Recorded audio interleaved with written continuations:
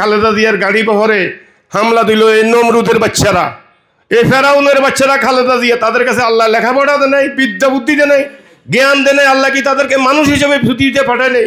উনি আমার দেশের প্রধানমন্ত্রী, এটা আমার জন্য গর্ব। খালেদা জিয়া নাকি খালেদা জিয়ার বাড়ির সামনে দিয়ে যেতে পারবো না, ঢাকার বাড়ি থেকে উচ্ছেদ করেছে। আর ফেনীর মহিপালেও ওনার গাড়ি বহরে হামলা করেছে। আজ খালেদা জিয়ার গাড়ি বহরে তারা হামলা করলো। খালেদা জিয়া যদি কক্সবাজার সেদিন 2 লক্ষ লোক নিয়ে গাড়ি বহন নিয়ে যায়, কি শেখ হাসিনার ক্ষমতা চলে যেত? ভদ্রতা নম্রতা কি তারা শিখে নেয়? আল্লাহ তাদেরকে শিখে নেয়।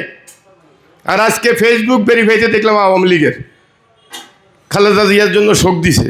আহা রে বন্ডামি রে, বন্ডামি কত প্রকার, কি কি খালেদা জিয়ার জন্য শোক দিছে। আজকে যদি শেখ হাসিনা বাংলার মাটিতে থাকতো, খালেদা জিয়াকে মানিক মিয়া এভিনিউতে দাফন করতে দিত না। যে ব্যক্তি বলছে জিয়ার লাশ সেখান থেকে তুলে ফেলে হবে, জিয়ার কবর সেখানে থাকতে পারবে না, জিয়ার কবরে নাকি জিয়ার লাশ নেই। একজন দায়িত্বশীল একটা দলের, বড় দলের সভানেত্রী হয়ে সে এ ধরনের উচ্চারণ করেছেন। মানসিকভাবে খালেদা জিয়ার পরিবারের প্রতি এত অত্যাচার করেছেন। একটা ছেলে বিদেশে মারা গেছেন, স্বামীহারা, তারপরও তার মনোবল ছিল যে আমার কেউ নয়, আমার সাথে আমার দেশের মানুষ আছে, এ দেশ ছেড়ে আমি কোথাও চলে যাব না। এ ধরনের দীপ্ত কণ্ঠে কোনো নেতা বক্তৃতা দিতে পারেনি। এত কিছুর পরও তিনি কোনোদিন বিচলিত হন নাই, মনোবল হারান নাই।